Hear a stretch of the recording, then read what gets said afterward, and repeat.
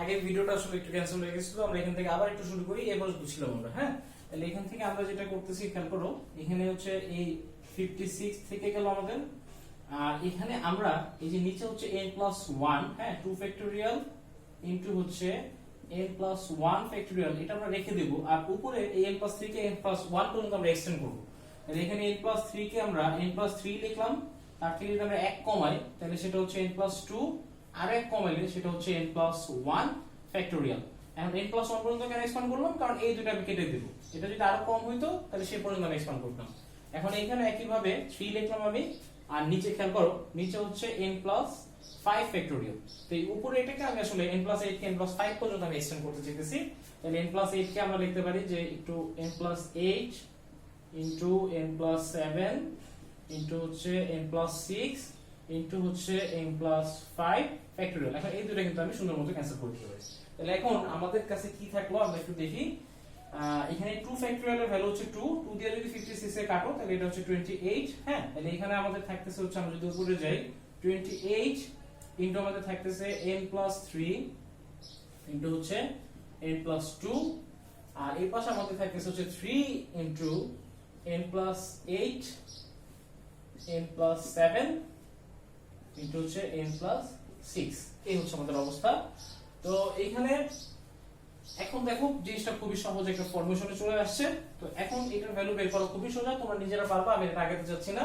এই যে এগুলো গুণ দিবা, এই পাশে এগুলো গুণ দিবা, সবকিছু বামে নিয়ে এসে তারপরে ক্যালকুলেশন করে এর ভ্যালু বের করবা। এখানে যেহেতু 3টা n গুণাকার আছে, n এর টার্ম, তার মানে n কিউব পর্যন্ত আসবে, 3টা মান পাবা। এর মধ্যে যেটা গ্রহণযোগ্য সেটা গ্রহণ করবা, কারণ আমরা জানি n এর মান যদি ভগ্নাংশ বা ঋণাত্মক হয় তাহলে সেটা কিন্তু গ্রহণযোগ্য না। এরকম কোনো মান বাদ দিতে হবে, শুধু পজিটিভ মান নিতে হবে, ঠিক আছে? আচ্ছা, তো এই হলো অবস্থা, আমরা এটা বাদ দিলাম। তো 5 এর 1 আমরা করতেছিলাম অ্যাকচুয়ালি। তো 5 এর 1 এর সবগুলো 5b এর 1 নাম্বার সমস্যা আমরা করতেছিলাম। তো এইখানে সবগুলো সমস্যা একদমই কাছাকাছি, তোমরা সবগুলোই করতে পারবা। আর যে একটা সমস্যা যদি সমস্যা থাকে আমরা বলবো, করে দেব আর কি। 2 নাম্বারটা আমরা একটু পরে আসবো, 2 আর 3 এ আর কি। আমি এখন যেটা নিয়ে আলোচনা করতে চাচ্ছি সেটা হচ্ছে 6 এর 2। আমি যে অঙ্কগুলোতে প্রবেশ করতেছি আস্তে আস্তে। 6 এর 2 দেখো, তোমাদের কাছে অবশ্যই বই সামনে নিবা, এবং বইয়ে দেখো 6 এর 2 বলা আছে যে একজন ব্যক্তির 12 জন বন্ধু আছে, যার মধ্যে 8 জন হলো আত্মীয়, এবং তিনি কত প্রকারে 7 জন বন্ধুকে দাওয়াত দিতে যায়, যার মধ্যে 5 জন বন্ধু থাকে, 5 জন আত্মীয় থাকবে। তাহলে দেখো তার বন্ধুকে যদি আমরা ভাগ করে, দুইটা ভাগে, এখানে একটা ভাগ দিয়ে দিয়েছে যে বন্ধুর মধ্যে আত্মীয় আছে কয়জন, হ্যাঁ। তো তার মধ্যে আত্মীয় দেখো, তার যে 12 জন বন্ধু তার মধ্যে আত্মীয় হচ্ছে কিন্তু 8 জন। আর আত্মীয় যদি বাদ দাও 12 জন বন্ধু থেকে, তাহলে আত্মীয় না বা আত্মীয় নয় এরকম আছে কিন্তু তাহলে 4 জন। আত্মীয় নয় এরকম আছে 4 জন। তো এখন আমাদের যেটা বাছাই করতে হবে, সে দাওয়াত দিতে চায় 7 জন বন্ধুকে, একদম ফিক্সড 7 জন বন্ধুকে দাওয়াত দিতে চায়, যার মধ্যে 5 জন আত্মীয় থাকবে। তাহলে 7 জনের মধ্যে যদি 5 জন আত্মীয় থাকে তাহলে 2 জন থাকবে আত্মীয় না। এখন আমাদেরকে এই উপায়ে বাছাইটা করতে হবে, একটাই উপায় আর কি, ঠিক আছে?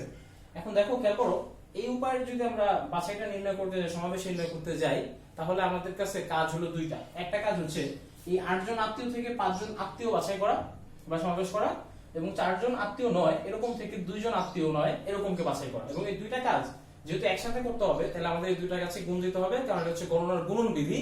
এই সংক্রান্ত আলোচনা কিন্তু আমি পূর্বের বিন্যাসে কিন্তু খুব ভালো মতো এটা তোমাদের দেখিয়েছি, যে এখানে আসলে গুণ দিতে হবে, গণনার গুণন বিধি। তাহলে এখানে 8 জন থেকে 5 জন বাছাই করা যাবে 8c5 উপায়ে, 5 উপায়ে, কিন্তু আমরা গুণ দিয়ে দিচ্ছি। 4 জন থেকে 2 জন নেওয়া যাবে 4c2 উপায়ে। তো এটাই হবে আমাদের উত্তর। আশা করি তোমরা সবাই বুঝতে পেরেছো। এরপর অঙ্কটা আমরা যদি করি, একই সাথে ধরো 6 এর 3। 6 এর 3 এ দেখো একদমই সেম অঙ্ক, যে একজন পরীক্ষার্থীকে প্রশ্ন আছে মোট 12টা থেকে 6টা প্রশ্ন উত্তর দিতে হবে। তাকে প্রথম 5টা থেকে ঠিক 4টা প্রশ্ন উত্তর দিতে হবে। তাহলে প্রশ্নকে যদি আমরা দুটো ভাগ করি, একটা হচ্ছে প্রথম অংশের 5টা, তাহলে আমরা লিখতে পারি যে প্রথম 5টি প্রশ্ন। তাহলে আরেকটা ভাগ হচ্ছে আমরা লিখতে পারি পরবর্তী। তাহলে মোট প্রশ্ন যদি থাকে 12টা, তাহলে পরবর্তী প্রশ্ন থাকবে হচ্ছে 7টা, এবং তাকে উত্তর করতে হবে 6টা প্রশ্নের, এবং বলা হয়েছে যে প্রথম 5টা থেকে তাকে 4টা উত্তর করতে হবে। তাহলে 6টা প্রশ্নের উত্তর করলে আর বাকি থাকে 2টা প্রশ্ন, সেই 2টা প্রশ্ন তাহলে অবশ্যই তাকে পরবর্তী 7টা থেকে সিলেক্ট করতে হবে। তো একদমই আগের মতো সমস্যা, একটাই উপায়। এখানে কাজ হচ্ছে দুইটা, প্রথম 5টা প্রশ্ন থেকে 4টা প্রশ্ন বাছাই করা, একই সাথে পরবর্তী 7টা প্রশ্ন থেকে 2টা প্রশ্ন বাছাই করা। এই দুইটা কাজ আমাদেরকে একসাথে করতে হবে, তার মানে গুণ দিতে হবে। সো 5টা থেকে 4টা বাছাই করা যাবে 5c 4 উপায় ইনটু 7টা থেকে 2টা বাছাই করা যাবে 7c 2 উপায়। এটাই হবে আমাদের উত্তর। ওকে, এবার আমরা আরেকটু আগাচ্ছি। এবার সেম টাইপের অঙ্ক, সেটা হচ্ছে 5 এর 1। তো 5 এর 1 কি খেয়াল করো, একটা ক্লাবের কমিটিতে একজন চেয়ারম্যান, দুইজন ভাইস চেয়ারম্যান আর 8জন সদস্য আছে। আমাদেরকে একটা সাব কমিটি বানাইতে হবে যেখানে একজন চেয়ারম্যান থাকবে, একজন ভাইস চেয়ারম্যান থাকবে আর 4জন সদস্য থাকবে। তো আমাদের কাছে কি কি আছে? আমাদের কাছে প্রথমে আছে হচ্ছে চেয়ারম্যান।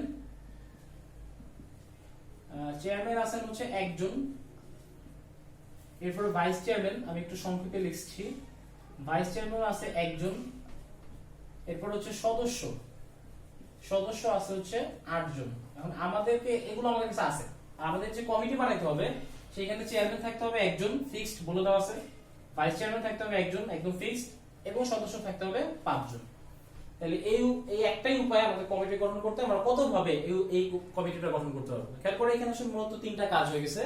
একটা হচ্ছে একজন চেয়ারম্যান থেকে একজন চেয়ারম্যান নাও, একজন ভাইস চেয়ারম্যান থেকে একজন ভাইস চেয়ারম্যান নাও, সরি ভাইস চেয়ারম্যান আছে 2জন, হ্যাঁ একটু ভুল তুলেছি, 2জন ভাইস চেয়ারম্যান থেকে একজন ভাইস চেয়ারম্যান নাও, আর 8জন সদস্য থেকে 5জন সদস্য নাও। 3টা কাজ একসাথে করতে হলে অবশ্যই আমাদের গুণ দিতে হবে গণনার গুণন বিধি অনুযায়ী। তো এখানে একজন থেকে একজন নেওয়া যাবে 1c1 ইনটু আমরা গুণ দিচ্ছি 2জন ভাইস চেয়ারম্যান থেকে একজন ভাইস চেয়ারম্যান 2c1, 8জন সদস্য থেকে 5জন সদস্য হচ্ছে 8c5। তো এটাই হবে আমাদের উত্তর। আশা করি তোমরা বুঝতে পেরেছো। এখন 5 এর 2 আর 6 এর 1 এটা আবার সিমিলার অঙ্ক, এটা আমি একটু পরে করব। হ্যাঁ, আমরা যে টাইপে আছে এই টাইপের অঙ্কগুলো একটু শেষ করি। আচ্ছা, এবার আমাদের যে অঙ্কটা আমরা সিরিয়ালে আসতেছি সেটা হচ্ছে 4 এর 1। 4 এর 1 লক্ষ্য করো, 4 এর 1 যেটা দেওয়া আছে যে 4জন ভদ্র মহিলা সহ 10 জনের একটা 10 জন আছে, সেখান থেকে 5 জনের কমিটি গঠন করতে হবে যাতে একজন অন্তত পক্ষে মহিলা থাকে প্রত্যেকটা কমিটিতে। তো আমরা যদি ফরমেশন একটু ভাগ করি, তো ভদ্র মহিলা আছে হচ্ছে 4 জন,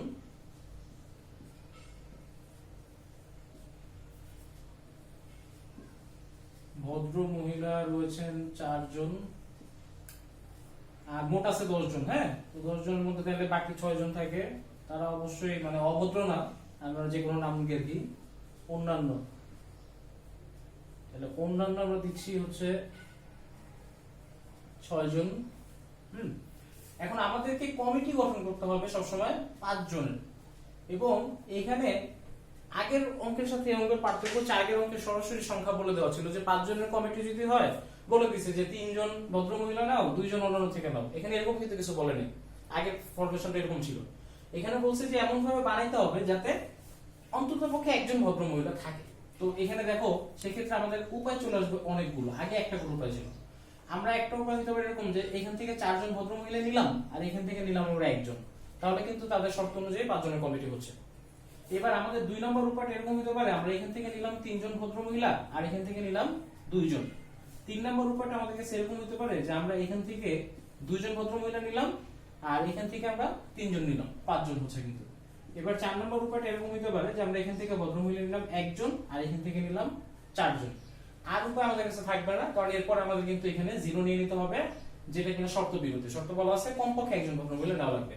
তো এই 4টা ভিন্ন ভিন্ন উপায়ে আমরা এই কাজটা করতে পারি, এবং এই 4টা উপায়ের কত ভাবে করা যেতে পারে সেটা বের করে আমাদেরকে যোগ দিতে হবে। কেন যোগ দিতে হবে?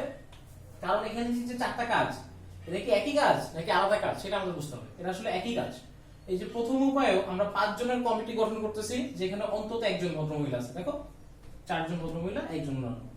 দ্বিতীয় উপায়ে আমরা 5 জনের কমিটি গঠন করতেছি যেখানে অন্তত একজন ভদ্রমহিলা। তৃতীয় উপায় সেম, চতুর্থ উপায় সেম। তার মানে এই 4টা আসলে একই কাজ। আমাদের এই 4টা কাজের উপায় বের করে যোগ দিতে হবে। এটা হচ্ছে গণনার যোজন বিধি, যে কাজের সংখ্যা যদি একটা থাকে তাহলে সেটা যদি একাধিক উপায়ে করা যায় তাহলে কাজটা মোট করা যাবে ওই সবগুলো উপায়ের যোগফলে সমান। তো এখানে আসো দেখি আমরা প্রথম কাজটা কত ভাবে করতে পারি। এখানে প্রত্যেকটা কাজের মধ্যে কিন্তু আবার 2টা কাজ। এই প্রথম কাজটা করতে গেলে আমাদের 2টা কাজ আবার একসাথে করা লাগবে। এখানে কিন্তু আবার গুণন বিধি আগের মতো। হ্যাঁ, তাহলে এখানে প্রথমে 4 জন থেকে 4 জন বাছাই করার উপায় হচ্ছে 4c4 ইনটু এই 6 জন থেকে একজন বাছাই করার হচ্ছে 6c1। এটার মান যদি বের করো, এটা 4c4 এর ভ্যালু 1 আর 6c1 এর ভ্যালু হচ্ছে 6, তো 1 ইনটু 6 মিন্স হচ্ছে 6। এবার হচ্ছে 2 নম্বর উপায়টা যদি আমরা বের করি, 2 নম্বর হচ্ছে 3, অর্থাৎ এই 4 জন থেকে 3 জন নিতে হবে, অর্থাৎ 4c3 ইনটু হচ্ছে 6 জন থেকে 2 জন 6c2। মানটা বের করে নিও তোমরা ক্যালকুলেটরে। এবার 3 নাম্বার উপায়ে আমরা দেখি কমিটি গঠন সংখ্যা হচ্ছে 4C2 ইনটু 6C3। হ্যাঁ, এবার 4 নাম্বার উপায়টা লাস্ট, একজন নিতে হবে, so it's 4C1 into 6C4। আশা করি তোমরা বুঝতে পেরেছো, এই চারটা উপায় আমাদেরকে যোগ দিতে হবে। হ্যাঁ, তো 4 নাম্বারের সবগুলো সমস্যা হুবহু সেম, হয়তো দুইটা কোয়ান্টিটির জায়গায় তিনটা আছে, তোমরা দেখলেই পারবে, খুবই সোজা, এইজন্য 4 নাম্বার আমি স্কিপ করছি। এবার এই প্যাটার্নের সিমিলার টাইপের আরেকটা অঙ্ক, কিন্তু একটু পার্থক্য আছে এবং বোর্ডে আসেও বেশি, সেটা আমরা একটু করতে আগ্রহী। সেটা হচ্ছে 7 এর 1। দেখো 7 এর 1 এখানে বলা আছে যে, তোমরা বইগুলো দেখবো, প্রবলেমটা 9 জন ব্যক্তির একটা দল আছে যারা ভ্রমণ করতে চায় এবং তাদের কাছে দুইটা যানবাহন আছে এবং এই যানবাহনের ক্যাপাসিটি আছে। হ্যাঁ, প্রথম যে যানবাহনটা আছে, প্রথম যান, তার ক্যাপাসিটি হচ্ছে 7 জন, অর্থাৎ 7 জনের বেশি এটাতে বসা যাবে না, নেওয়া যাবে না। আর দ্বিতীয় যে যানটা আছে, এটার ক্যাপাসিটি হচ্ছে 4 জন, 4 জনের বেশি এটাতে বসা যাবে না, আর মোট আছে কিন্তু 9 জন। তো তারা কয়টা উপায়ে এই দুইটা যানে ভ্রমণ করতে পারে? তো আমরা প্রথমে কেস স্টাডি যদি করি, একটা কেস এরকম হইতে পারে যে আমরা এই প্রথম যানে 7 জনের 7 জন দিয়ে দিলাম, তাহলে 9 জন থেকে 7 জন দিয়ে দিলে আর থাকে 2 জন, 2 জন দিলাম এই জানে, এইভাবে কিন্তু 9 জন ভ্রমণ করতে পারে এই শর্ত অনুযায়ী। হ্যাঁ, কোন জানেরই মানে ব্রেক হচ্ছে না। এবার 2 নম্বরের উপায় এরকম হতে পারে, এখান থেকে আমরা 6 জন দিলাম এই জানে, আর এই জানে আমরা দিলাম হচ্ছে 3 জন, 9 জন ভ্রমণ করলো। 3 নম্বর উপায়টা এরকম হতে পারে যে আমরা এই জানে দিলাম হচ্ছে 5 জন, আর এই জানে দিলাম 4 জন। আর কোন উপায় আমাদের কাছে থাকবে না, কারণ আমরা এর পরবর্তী উপায় এখানে যদি 4 জন দিই আর এখানে 5 জন দিতে যাই, তখন কিন্তু এই জানটা ব্রেক করবে। হ্যাঁ, ক্যাপাসিটি ব্রেক করবে, নিতে পারবে না। তো আমাদের কাছে এই 3টা উপায় আছে এবং এই 3টা উপায় একই কাজ, এই 3টাতেই আসলে তারা ভ্রমণ করতেছে 9 জন দল। তো আমাদেরকে এই 3টা উপায় যোগ করতে হবে, আগের অঙ্কের মতো আমি যেটা বলেছি এক্সপ্লেনেশন, এখানে গণনার যোজন বিধি প্রয়োগ হবে। তো প্রথমে আমরা দেখি প্রথম উপায়ে কতভাবে তারা ভ্রমণ করতে পারে। প্রথম উপায় আবার কাজ দুইটা, এই দুইটা কাজ যদি আমরা আগের মতো দেই, যে 7 জন থেকে 7 জন যদি আমরা নেই, 7C7 ইনটু এই 4 জন থেকে যদি আমরা 2 জন নেই, 4C2। আমরা অনেকে এভাবে করে ফেলি, কিন্তু এভাবে করলে আসলে ভুল হবে, কারণ আগের অঙ্কের সাথে অঙ্কের পার্থক্যটাকে আমাদের বুঝতে হবে। আগের অঙ্কে এখানে যে কোয়ান্টিটি ছিল যে তোমার কাছে 5 জন আছে, সেখান থেকে তোমার 3 জন নিতে হবে এরকম, কিন্তু এখানে এই যে 7 জন, এই 7 জন কিন্তু নাই। এই 7টা হচ্ছে আসলে আসন সংখ্যা, সিট সংখ্যা, ক্যাপাসিটি। এই সিট থেকে কিন্তু আমরা মানুষ নিয়ে নিতে পারি না, ঠিক আছে? অ্যাকচুয়ালি আমাদের কাছে মানুষ আছে 9 জন। তো এই 7 জন বা এই 4 জন এরা কিন্তু ক্যাপাসিটি, এরা মানুষ এখানে নাই যেখান থেকে আমি নিব, এর কোনো গ্রুপ না, ঠিক আছে? তো সেই ক্ষেত্রে আমাদের কিন্তু মোট যে মানুষ সংখ্যা আছে 9 জন, সেখান থেকে নিতে হবে। তার মানে এটা আসলে হবে 9C7 আর এখানে হবে 9C2। এইভাবে যদি করো তাও আরেকটা ভুল থেকে যায়। ভুলটা কিরকম দেখো, 9C7 মানে কি, যে প্রথম যান 9 জন থেকে 7 জন নিয়ে নিছে। তো প্রথম যান যদি 9 জন থেকে 7 জন নিয়ে যায়, দ্বিতীয় যানকে আর 9 জন পাবে? ধরো তোমরা 9 জন ব্যক্তি দুইটা গাড়িতে কোথাও পিকনিক করবা, তাহলে প্রথম গাড়িটা এসে তোমাদের 9 জন থেকে 7 জন নিয়ে গেল, তাহলে দ্বিতীয় গাড়িটা এসে কি তোমাদের 9 জনকে পাবে? দ্বিতীয় গাড়িটা এসে পাবে তোমাদের 2 জনকে। সেই 9 থেকে যদি 7 বাদ দাও, সেই 2 জন থেকে 2 জনই কিন্তু দ্বিতীয় গাড়িটা নিয়ে যাবে। তার মানে এটা আসলে হবে 2C2। এখন ঠিক আছে? হ্যাঁ, তো এটার ভ্যালু বের করতে হবে। তো এই দুই ভাবে এখানে ভুলটা করা যায়, ভুলটা করলাম এবং শুদ্ধ করে দিলাম যাতে তোমাদের ভুল না হয়। 2 নম্বর উপায়টা এখন তোমরা বলো কি হবে? 2 নম্বর উপায়টা হবে অবশ্যই 9C এই যে 6 ইনটু থাকবে 3 জন, 3C এই যে 3, আর এটা মান বের করব। আর 3 নম্বর উপায়টা কি হচ্ছে আমাদের? 9C নিতে হবে 5, 5 জন নিতে থাকে 4 জন, সো 4C নিতে হবে 4 জনই। এটাই হবে আমাদের উত্তর। আশা করি তোমরা বুঝতে পেরেছো এবং সাথে দিও সেম অঙ্ক তোমরা চাইলে করতে পারবা। আচ্ছা, এবার দুইটা খুব সহজ অঙ্ক, কিন্তু অন্য টাইপের ছিল, একটু সহজ টাইপ, আমরা করিনি, সেটা একটু আমি করতেছি। দেখো প্রথমে যে অঙ্কটা করব সেটা হচ্ছে 6 এর 1। 6 এর 1 হচ্ছে যে একজন ব্যক্তির 6 জন বন্ধু আছে এবং কত প্রকারে সে এক বা একাধিক বন্ধুকে দাওয়াত দিতে পারে। তাহলে এখানে আসলে এক বা একাধিক বলছে, এক বা একাধিক মানে কি? এক বা তার চেয়ে বেশি। তার মানে তুমি 1 জন, 2 জন, 3 জন, সর্বোচ্চ 6 জন। তার মানে আমরা দেখি প্রথমে যে তোমার কাছে কতগুলো উপায় আছে এই কাজটা করার। 1 নম্বর উপায় হচ্ছে তুমি চাইলে একজনকে দাওয়াত দিতে পারো, সেই ভদ্রলোকটা। 2 নম্বর উপায় আছে সে চাইলে কিন্তু 2 জনকে দাওয়াত দিতে পারে। 3 নম্বর উপায় হচ্ছে 3 জন, বুঝতেছো তোমরা সবাই। 4 নম্বর উপায় হচ্ছে 4 জন, 5 নম্বর উপায় হচ্ছে 5 জনকে দাওয়াত দিতে পারে, এন্ড লাস্ট 6 নম্বর উপায় হচ্ছে সে 6 জনকে দাওয়াত দিতে পারে। এবং এই 6টা উপায় আসলে একই কাজ, কারণ এই 6টা উপায়ই সে এক বা একাধিক ব্যক্তিকে দাওয়াত দিচ্ছে। এইখানেও এক বা একাধিক ব্যক্তিকে দাওয়াত দিচ্ছে একজনকে, এইখানে এক বা একাধিক ব্যক্তিকে দাওয়াত দিচ্ছে 2 জনকে, এখানে এক ব্যক্তিকে দাওয়াত দিচ্ছে তিনজনকে, তাহলে এই 6টা আমাদের বের করে যোগ করতে হবে। তাহলে এই প্রথম কাজটা সে কতভাবে করতে পারে, একজনকে, তাহলে 6 জন থেকে একজন নেওয়া যাবে 61 উপায়, তার মানে একজন দাওয়াত দিতে পারে এত উপায়। এবার দুইজনকে দাওয়াত দাও, তো 6 জন থেকে দুইজন দাওয়াত দিতে পারবে 62 উপায়, এটা হবে 63 উপায়, এটা হবে 64 উপায়, এটা হবে 65 উপায়, এন্ড এটা হবে 66 উপায়। তো আমাদের এই 6টা যোগ করতে হবে, কারণ এই 6টা একই কাজ, অর্থাৎ 61 প্লাস 62 প্লাস এইভাবে আমাদের 66 পর্যন্ত আমাদের যোগ করতে হবে। এটা আমাদের উত্তর। আশা করি তোমরা বুঝতে পেরেছো সবাই। এই একদম হুবহু সেম প্যাটার্নের আরেকটা অঙ্ক যেটা আমরা করিনি, সেটা হচ্ছে 5-এর 2। 5-এর 2 কি বলা আছে যে একটা ক্লাবের একটা কলেজে অধ্যাপকের 3টা খালি পদের জন্য 10 জন প্রার্থী আছে। তাহলে প্রার্থী আছে হলো 10 জন আর খালি পদ আছে হলো 3টা। এন্ড বলছে যে খালি পদ অপেক্ষা বেশি না এরকম সংখ্যক প্রার্থী কত ভাবে নির্বাচন করা যায়। প্রথমে আমরা উপায়গুলো বের করি, যে চাইলে একজন নির্বাচন করা যেতে পারে, এবং চাইলে কিন্তু 2 জন নির্বাচন করা যেতে পারে, এন্ড লাস্ট চাইলে 3 জন নির্বাচন করতে পারে। এর বেশি করা যাবে না, কারণ খালি পদ থেকে তাহলে বেশি হয়ে যায়। খালি পদ আছে 3টা, তাহলে এখানে আমরা একজন নির্বাচন করতে পারি, 10 জন আছে, 10 জন থেকে একজন নির্বাচন করা যায় 10(1) উপায়, 2 জন নির্বাচন করা যায় 10(2) উপায়, এবং 3 জন নির্বাচন করা যায় 10(3) উপায়। এই তিনটা আমাদের যোগ করতে হবে। একদমই আগের মতো সমস্যা, তোমরা বুঝতে পেরেছো। তো এই ছিল আমাদের 4, 5, 6, 7 এমন আমরা করে ফেললাম। Very good. এবার আমরা একটু আগাই। আচ্ছা, অনেক সময় ভিডিও করতে করতে আসলে কি টেকনিক্যাল সমস্যা হয়, ভিডিও ক্যান্সেল হয়ে যায় জানি না, আমি একটু চেক করি যে ভিডিওটা হচ্ছে কিনা। হ্যাঁ, ভিডিও হচ্ছে, কোনো সমস্যা নাই। আমরা এবার পরবর্তী টাইপের দিকে আমরা একটু আগাই।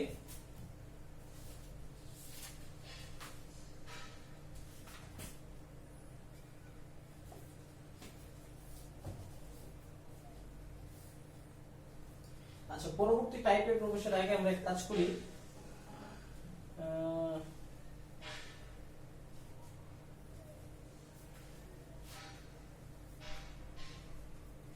ঠিক আছে, আমরা পরবর্তী টাইপে প্রবেশ করি। আচ্ছা, পরবর্তী টাইপের আমাদের অঙ্ক সমস্যাগুলো হচ্ছে 3 নাম্বার। তো এগুলো সলভ করার আগে আমরা কিছু থিওরিটিক্যাল আলোচনা করে নিই, তাহলে তোমাদের জন্য বুঝতে সুবিধা হবে।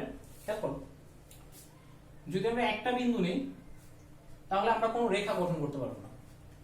যদি আমরা 2টা বিন্দু নেই তাহলে আমরা একটা রেখা গঠন করতে পারতেছি। তার মানে একটা রেখা গঠন করতে 2টা বিন্দু লাগে। এখন যদি আমরা 3টা বিন্দু নেই তাহলে কিন্তু আমরা সর্বমোট 3টা রেখা গঠন করতে পারতেছি, আর এই বিন্দুগুলো অবশ্যই কৌণিক বিন্দু। এবার যদি আমরা 4টা কৌণিক বিন্দু নেই তাহলে কিন্তু আমরা দেখো সরলরেখা অনেক বেশি পাচ্ছি। এই যে এইভাবে যদি যোগ করি, সবার সাথে যদি সবাইকে যোগ করি, মোট সরলরেখা পাচ্ছি 6টা। তো খেয়াল করে এই যে কৌণিক বিন্দু যেগুলো এই 6টার মধ্যে, এইটার দিকে খেয়াল করে, এটা কিন্তু একটা চতুর্ভুজ। আমরা জানি চতুর্ভুজ মানে 4টা বাহু, তার মানে এই যে এই 4টাকে বলা হয় ভুজ, আর এই বাকি যে 2টা তৈরি হলো এটা হলো কর্ণ। তার মানে একটা চতুর্ভুজে খেয়াল করো মোট, যদি আমরা সরলরেখার কথা বলি তাহলে একটা চতুর্ভুজে মোট সরলরেখা আছে 6টি। ক্লিয়ার? এই সরলরেখার মধ্যে ভুজ বা বাহু যেটাই বলো না কেন, ভুজ বা বাহু, সেটা আছে 4টা। আর বাকি যেটা থাকে এদেরকে বলা হয় কর্ণ, এবং কর্ণ আছে তাহলে 2টা। তো খেয়াল করো, এই হলো কিন্তু একটা চতুর্ভুজের ফর্মেশন, বাহুগুলার ভুজগুলার আমরা কিন্তু খুব সহজে বুঝতেছি।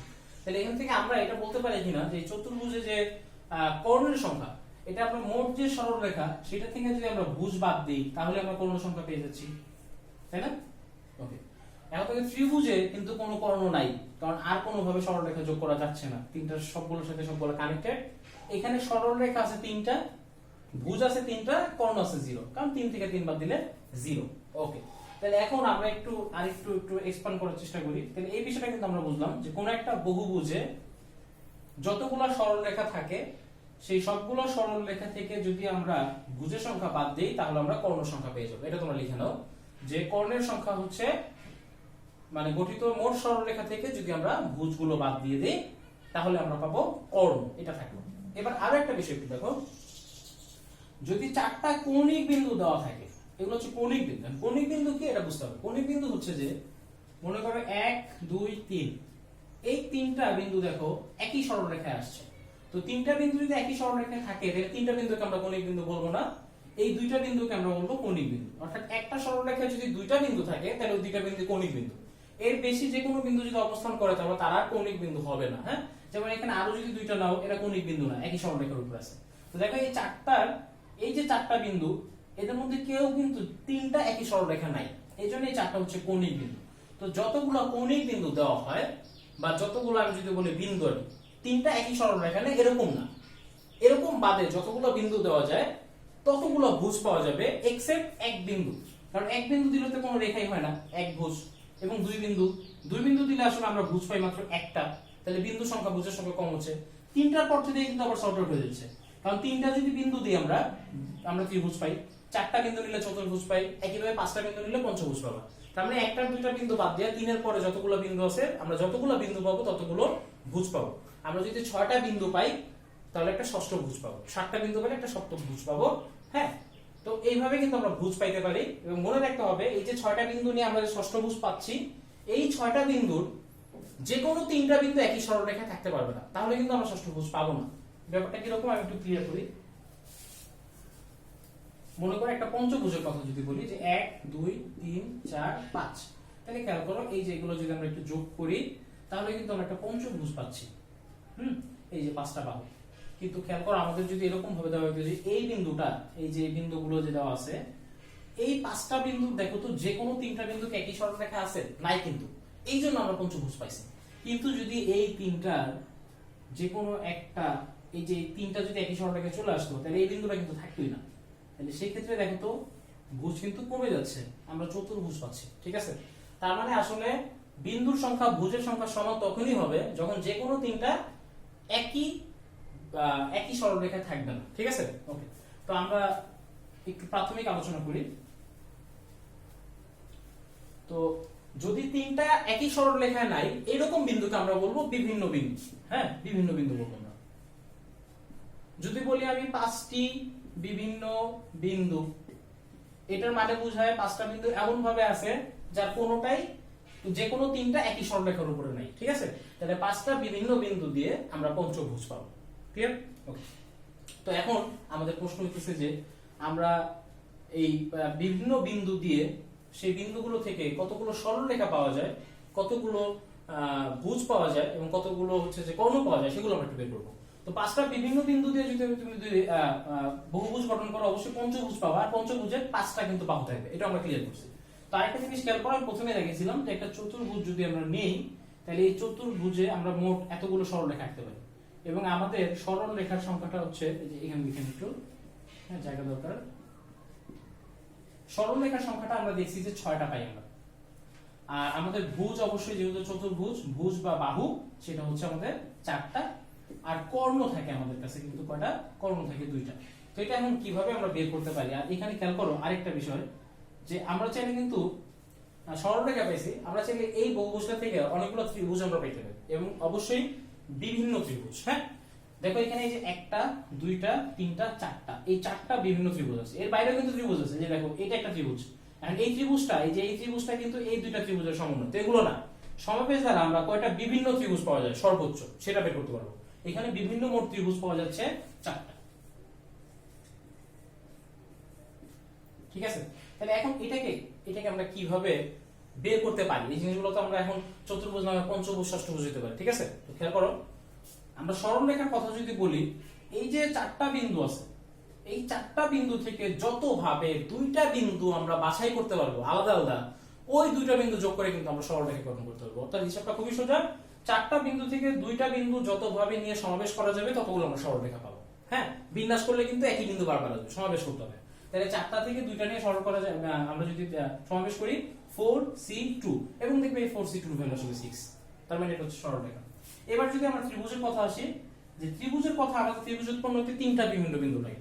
তো এই 4টা বিভিন্ন বিন্দু থেকে 3টা বিভিন্ন বিন্দু যতভাবে নির্বাচন করা যাবে, সমাবেশ করা যাবে, ততগুলো আমরা ত্রিভুজ পাবো। অর্থাৎ ত্রিভুজটা হচ্ছে তাহলে 4c3, 4c3 হলো কিন্তু 4, তোমরা বের করে দেখতে পারো। ক্লিয়ার? আর এখানে কর্ণের সংখ্যাটা কি? আমরা জানি কর্ণের সংখ্যাটা হচ্ছে কি রেখার সংখ্যা, অর্থাৎ 4c2 এতগুলো সরলরেখা, এটা থেকে বাদ দিতে হবে ভুজের সংখ্যা। ভুজ তো 4টা, কারণ চতুর্ভুজ, তাহলে এটার ভ্যালু হবে 2, তোমরা বের করে দিতে পারো। ঠিক আছে, তো এক কাজ করি, এবার আমরা এই পুরো জিনিসটাকে তোমরা অনেকেই হয়তো ক্লিয়ার না, আমি আরেকটু ক্লিয়ার করি।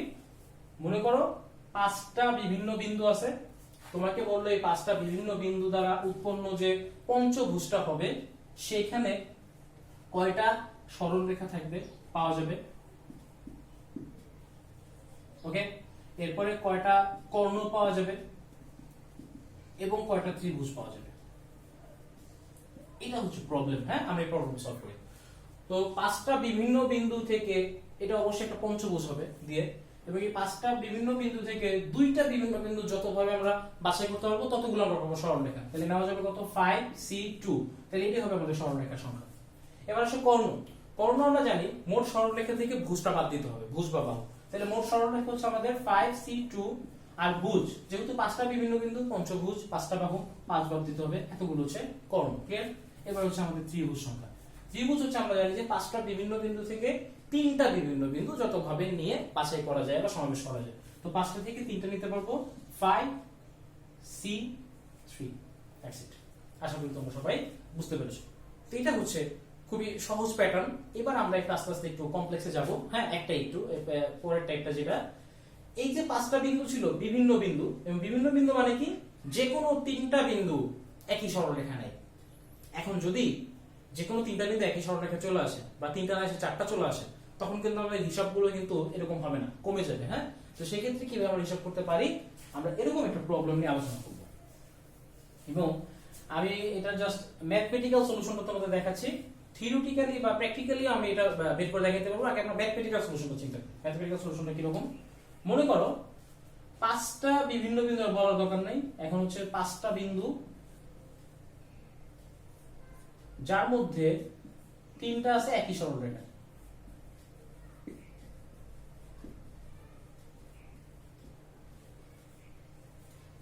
আগে কিন্তু ছিল 5টা বিভিন্ন বিন্দু, যে কোনো 3টা একই সরলরেখা ছিল না, আর এখন হচ্ছে 5টা বিন্দু 3টা একই সরলরেখা।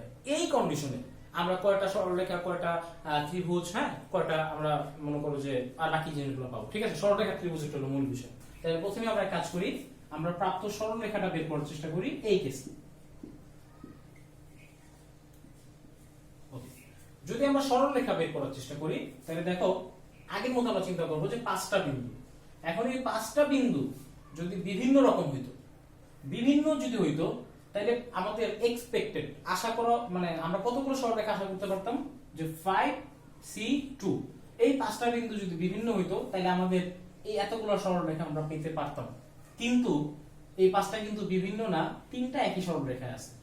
তার মানে এই 3টা বিন্দু যেহেতু একই সরলরেখায় চলে আসে, খেয়াল করো 1 2 3, তার মানে এই 3টা বিন্দু থেকে আমরা যেই সরলরেখাগুলো এক্সপেক্ট করছি এদের নিজেদের মধ্যে জয়েন করে, সেটা কিন্তু আমরা পাবো না। তাহলে সেটা আমাদের বাদ দিতে হবে। তাহলে 3টা একসাথে না থেকে যদি আলাদা থাকতো, তাহলে কতগুলো সরলরেখা পাওয়া যেতে পারতো, 3C2।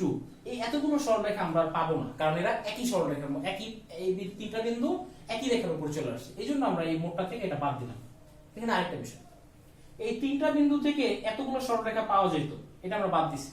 কিন্তু খেয়াল করো, এই 3টা বিন্দু যদি একই সরলরেখায় থাকে, তাহলে তার অন্তত একটা রেখা উৎপন্ন করতেছে না, তাহলে সেই এক আমাদের আবার যোগ করতে হবে। আশা করি তোমরা সবাই বুঝতে পেরেছো।